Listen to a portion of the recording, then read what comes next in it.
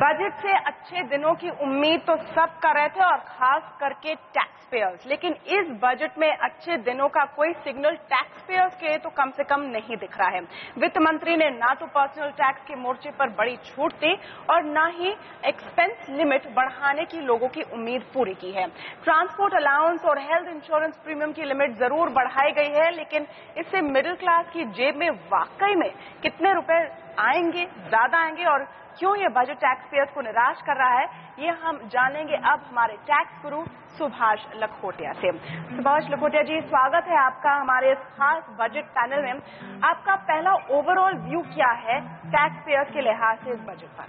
वित्त मंत्री जी ने जब बजट भाषण पेश किया उस समय तक 2 मिनट पहले तक सारे भारत के करदाता एक ही लाइन गुनगुना रहे थे कि जो वादा किया वो निभाना पड़ेगा, और सोच रहे थे कि वित्त मंत्री जी कुछ न कुछ ऐसा करेंगे कि जो उन्होंने वादे किए महीने 1.5 महीने 2 महीने पहले कि लाइफ सिंपल होगी, टैक्स पेयर की जेब में पैसे बचेंगे, भरेंगे, पर अनफॉर्चुनेटली ऐसा कुछ नहीं हुआ क्योंकि कुछ बड़े अमेंडमेंट, वेतनभोगी कर्मचारी के लिए बड़ी छूट, ऐसे कोई प्रावधान नहीं आए।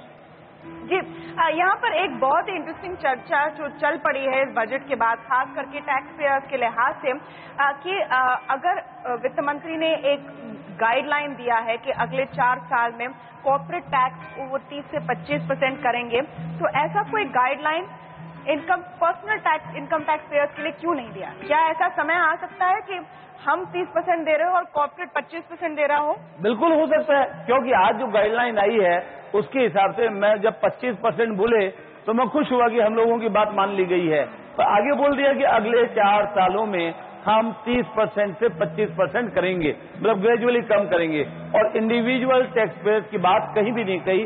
तो ऐसा यू कैन एक्सपेक्ट कि आने वाले समय में, आज के दिन में कोई भी सिस्टम नहीं है वित्त मंत्री के पास, या कोई इच्छा उनकी नहीं है कि इंडिविजुअल टैक्स पेयर्स को छूट दी जाए और टैक्स की रेट उनके लिए कम हो। लेकिन उन्होंने अंत में जाते जाते ये जरूर कहा कि जैसे ही हमारी फिस्कल सिचुएशन संभलती है, यानी कुल मिलाकर कहे कि हमारे जेब में और पैसे आ जाते हैं तो इंडिविजुअल टैक्स पेयर्स का ध्यान रखा जाएगा। ऐसा होगा वैसा होगा, उससे कोई मतलब नहीं है। वो तो 4 साल बाद गारंटी नहीं रखेंगे, जब नया चुनाव आएगा फिर तो बोलेंगे कि हाँ अब तो कम करना है। तो मुझे नहीं लगता टैक्स पेयर्स को छूट मिलेगी एग्जेम्पशन लिमिट में, पर हाँ टैक्स की रेट रीअलाइन हो सकती है, अर्थात अभी 5 लाख तक 10% टैक्स लग रहा है, हो सकता है वो आने वाले समय में 10 लाख रुपए तक केवल 10%, और 10 लाख से 20 लाख तक की इनकम इंडिविजुअल्स की उसमें 20%, और 20 लाख रुपए से ज्यादा इनकम हो तब जाके 30% टैक्स लगेगा। ऐसा होने की संभावना है। चलिए, ये तो फिर एक बार फिर उम्मीद की बात हो गई, लेकिन देखते हैं कि इस बजट में इस बार क्या निकल कर आया है।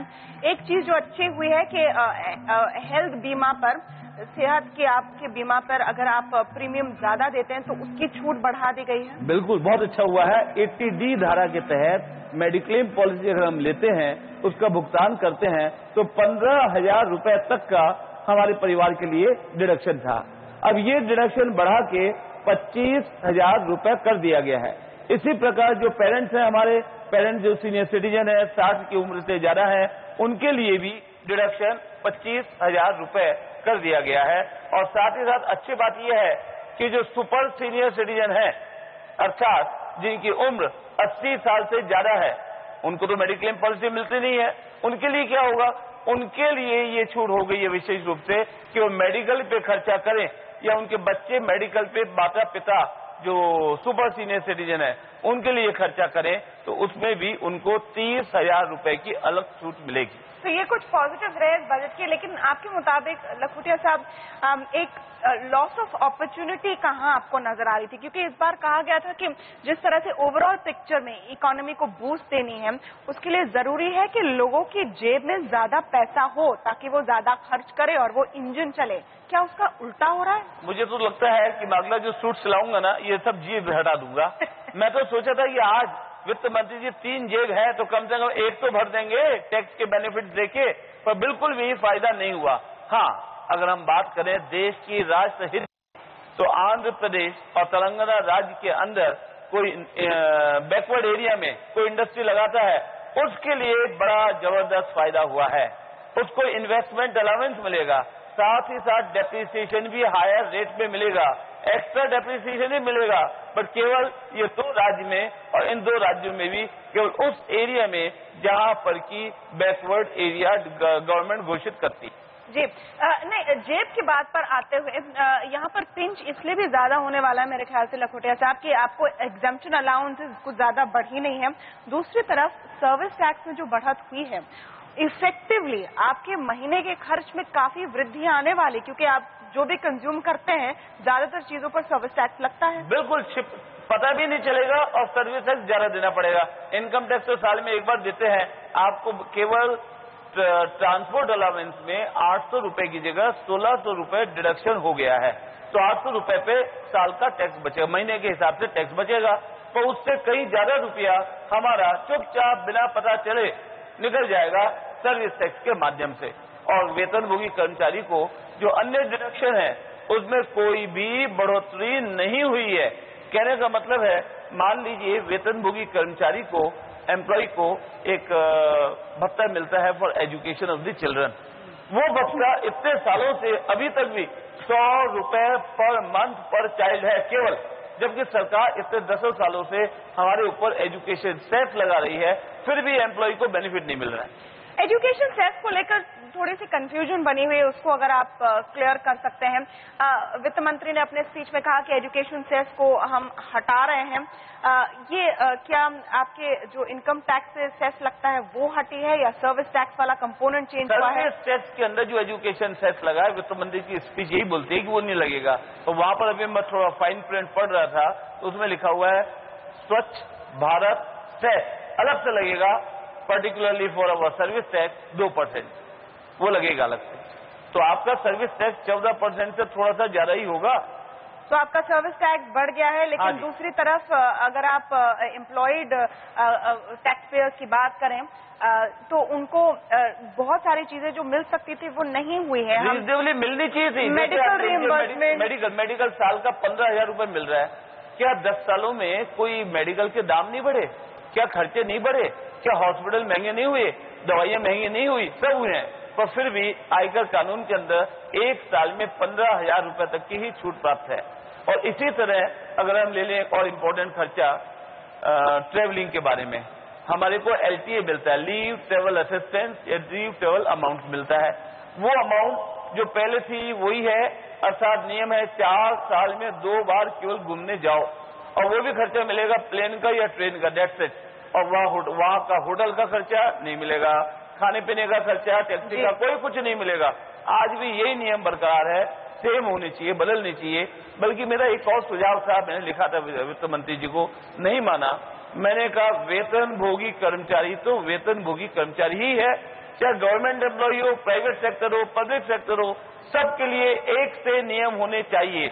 सरकारी कर्मचारियों को ढेर सारी छूट मिलती है, और प्राइवेट एम्प्लॉयमेंट में नहीं मिलती। बिल्कुल, यहाँ पर लखोटिया जी से हम चर्चा जारी रखेंगे और आपको बता दें कि वित्त मंत्री ने शायद आपके जेब में ज्यादा पैसे नहीं छोड़े हो, लेकिन CNBC आवाज उस पूरी कमी को पूरा करने की कोशिश कर रहे हैं। इसलिए आपको मिलेंगे हर घंटे 2 लाख रुपए।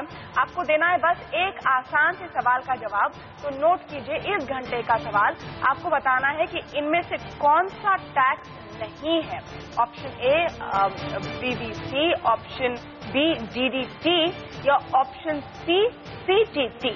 जवाब देने के लिए अपने मोबाइल फोन के मैसेज बॉक्स में जाकर टाइप कीजिए BB स्पेस दीजिए और ये कॉन्टेस्ट का 7वां घंटा है, इसे 7 लिखिए और A या B या C में से जो ऑप्शन आपको सही लगता है उसे लिखकर SMS कर दीजिए हमें 51818 पर और आप जीत सकते हैं पूरे 2 लाख रुपए। तो याद कीजिए कि हम कम से कम वो कमी पूरी करने की कोशिश करें। यहाँ CNBC आवाज पर छोटा सा ब्रेक लेंगे, ब्रेक के बाद चर्चा जारी रखेंगे टैक्स गुरु के साथ। जारी करेंगे।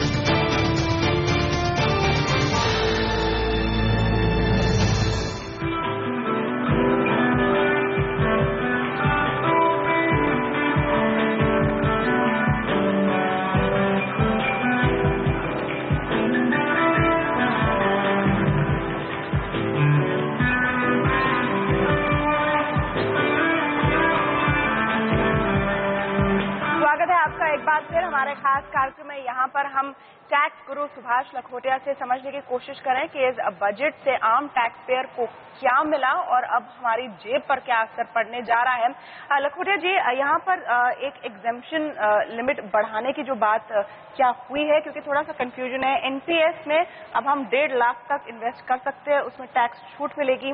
क्या ये 80C के ओवरऑल लिमिट के अंडर ही आता है? इसको पूरा ही होलिस्टिक बता दें, क्योंकि आशा बहुत थी, कुछ हुआ नहीं। कंपेयर करिए पिछले साल के कंपैरिजन से। पिछले साल हमारी basic income tax exemption limit 2.5 lakh हो गई थी। इस वर्ष भी बजट के अंदर उसमें कोई बदलाव नहीं है। 2.5 लाख रुपए बेसिक एग्जेम्पशन, सीनियर सिटीजन 60+ वालों के लिए 3 लाख, और जो 80+ है सुपर सीनियर सिटीजन, उनके लिए 5 lakh. Same limit last year थी, सेम लिमिट इस साल भी रहेगी। बजट के अंदर कोई बदलाव नहीं। सेकंड इंपॉर्टेंट पॉइंट है, अब आइए डिडक्शन। 80C का डिडक्शन जो लास्ट ईयर 50,000 बढ़ाकर 1.5 लाख कर दिया गया था, इस वर्ष सेम लिमिट बरकरार है। अर्थात टोटल डिडक्शन 80C के, 80CC के, 80CCD अर्थात pension plan, new pension plan, insurance आदि सब मिला के टोटल लिमिट 1.5 लाख रुपए है, कोई बदलाव नहीं है। और तीसरा इंपॉर्टेंट है हमारे हाउसिंग का ब्याज। लास्ट ईयर ब्याज को बढ़ा दिया गया था, 2 लाख डिडक्शन कर दिया गया था, चाहे पुराना मकान हो चाहे नया मकान खरीदो। आज भी सेम नियम बरकरार है। अर्थात अगर आपका पुराना मकान चल रहा है, ब्याज का भुगतान कर रहे हैं, तो ब्याज 2 लाख रुपए तक छूट दिलाएगा इंडिविजुअल को। और इस साल मकान खरीद रहे हैं, अर्थात अप्रैल के बाद खरीद रहे हैं, तो भी आपको सेम नियम लागू होंगे, 2 लाख। कहने का मतलब है 80C basic income tax exemption limit और तीसरा number interest on housing loan, तीनों में कोई भी बदलाव नहीं है। तो जो सुकन्या समृद्ध अकाउंट की बात हो रही, जो गर्ल चाइल्ड के लिए खास स्कीम है, उसमें वित्त मंत्री ने कहा है कि आपको पूरी एग्जेम्पशन मिलेगी, वो भी क्या 80C के तहत? जी हाँ, वो भी 80C के अंतर्गत ही है। बल्कि एक सुपर सीनियर सिटीजन के लिए कोई बात की गई है पीपीएफ अकाउंट के बारे में, डिटेल्स बाद में आएगी, वो भी 80C में ही है। मतलब किधर से ही कान पकड़ लो, कुल मिलाकर मिलेगी छूट 1.5 लाख रुपए तक। ये बहुत ही इंटरेस्टिंग बात आप इसके अलावा भी बता रहे थे कि कैश में किसी भी ट्रांजैक्शन को लेकर बहुत सावधान होना चाहिए, और ये पॉइंट कहीं पे भी हाईलाइट नहीं हुई है, ये आप समझाइए। जी हाँ, कैश की बात ये है सर, ऑलरेडी लॉ में नियम है कि 20,000 से ज्यादा कैश पेमेंट या कैश रिसीट नहीं कर सकते आप। मतलब कोई आदमी पेमेंट दे रहा है तो मुश्किल है, लेने वाले देने वालों दोनों पे प्रॉब्लम है, और पेनल्टी लग सकती है 100% ऑफ द लोन अमाउंट। पहले भी नियम था, पर एक कंडीशन थी, एक्सेप्ट इन एक्सेप्शनल सर्कमस्टेंसेस। अब इस बजट में ये बदलाव हुआ है, एक्सेप्शनल वगैरह सब भाग गए, केवल 20,000 रुपए से ज्यादा अमाउंट आप किसी को कैश लोन देते हैं या कैश का भुगतान करते हैं लोन का, तो पेनल्टी लगेगी equal to the loan amount, कोई एक्सेप्शन नहीं। सीधा सीधा एक एग्जांपल ले लीजिए, तब लगेगी कितनी पीड़ा होगी लोगों को इससे। हम आए आज यहाँ मिलने के लिए, बॉम्बे में आए घूमने, काम करने, कोई भी कारण से, और कोई बीमारी हो जाती है या कोई रिक्वायरमेंट हो जाती है पैसे की, हम बोलते हैं आपको कि आप 2 लाख रुपए दे दीजिए, पक्के का मनी, कोई 2 नंबर नहीं, आप बैंक से एटीएम से 2 लाख रुपए निकालते हैं, हमको दे देते हैं पेमेंट। ऐसा करने पे पेनल्टी लगेगी equal to the loan amount. Advance भी नहीं दे सकते, पेमेंट भी नहीं कर सकते, रीपेमेंट भी नहीं कर सकते, लोन ले भी नहीं सकते। तो ये होना चाहिए सरकार का ये नियम कि जेन्युइन केसेस में जहां तकलीफ हो वहां एक्सेप्शन रहेगा, या जिस व्यक्ति का पैन नंबर है उसके कोई प्रॉब्लम नहीं होगी। इसी प्रकार अगर आप प्रॉपर्टी खरीदेंगे 1 लाख रुपए से ज्यादा भी, तो भी आपको परमानेंट अकाउंट नंबर लिखना पड़ेगा। इससे करदाताओं को थोड़ी समस्या है, पर शायद सरकार ये सोच रही है कि हम कैश लेस टारगेट की तरफ आ जाए और ब्लैक मनी को पकड़े। ब्लैक मनी पर उन्होंने बेनामी अकाउंट के लिए भी सख्त नियमों की बात की है, और जो बाहर से आने वाला काला धन है उसके लिए भी बहुत सख्ती दिखाई है। सख्ती बहुत दिखाई है, नियम भी बना रही है सरकार, चाहती क्या है। तो मुझे नहीं लगता जिस प्रकार के विचार बिंदु आए हैं कि ये होगा 10 साल की जेल हो जाएगी और फॉरेन की डिटेल्स हम अकाउंट से ले लेंगे, आएगा जब केवल एमनेस्टी स्कीम आएगी तब तो ब्लैक मनी भारत में आ जाएगा। पर हाँ, जो टैक्स चोरी कर रहे हैं उनके लिए सबक लेने की बात है कि चोरी करेंगे, अगर टैक्स चोरी पकड़े जाएंगे सरकार उन पे केस भी चलाएगी और सरकार उनको गिफ्ट देगी। आप तो आज शायद 2 लाख रुपए दे रहे हैं ना हर घंटे के, पर सरकार उससे ज्यादा देगी। क्या देगी? रोटी, कपड़ा, मकान 10-10 साल तक के लिए फ्री। RI रिग्रेट इम्प्रिजनमेंट, अर्थात जेल होगी ऐसे लोगों को। यानी चक्की पीसिंग। बिल्कुल, चक्की पीस अलाउ है कि नहीं पता नहीं आजकल जेल में, पर ये तकलीफ है। अच्छा, अंत में ये समझाइए कि अब इन्वेस्टमेंट के किस तरह के ऑप्शंस है लोगों के पास इस वित्तीय वर्ष में? एक तो ये है कि सॉवरेन गोल्ड बॉन्ड आएंगे, इसी प्रकार इंफ्रास्ट्रक्चर के टैक्स फ्री बॉन्ड आएंगे। ये दोनों बॉन्ड बहुत अच्छे रहेंगे, पर्टिकुलरली जो बड़े टैक्स पेयर्स है उनके लिए इंफ्रास्ट्रक्चर टैक्स फ्री बॉन्ड काफी अच्छा इन्वेस्टमेंट पैटर्न साबित होगा।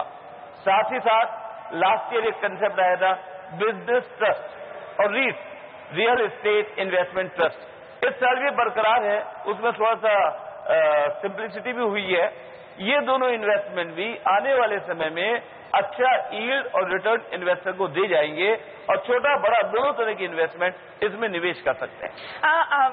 आखिरी सवाल आपसे लखोटिया जी, इस साल के लिए जब टैक्स प्लानिंग करनी है लोगों को, तो इस बजट को मद्देनजर किस तरह की प्लानिंग की जाए? बजट को मद्देनजर रख के केवल नथिंग स्पेशल, केवल एक बात, परिवार के हर सदस्य के नाम में इनकम टैक्स फाइल रहनी चाहिए। नहीं है तो बनवाइए, और साथ ही साथ HUF की फाइल नहीं है वो भी बनाइए, और धारा 80C का पूरा लाभ ले लीजिए। और मकान अगर आपने नहीं बनाया हो तो मकान भी आज ले लीजिए, ताकि मकान की भी छूट अलग से मिल सके। ओके, बहुत बहुत शुक्रिया टैक्स गुरु जी हमसे बात करने के लिए। और इस कार्यक्रम में फिलहाल इतना ही, लेकिन बने रहिए CNBC आवाज के साथ इस खास बजट प्रोग्रामिंग के लिए। नमस्कार।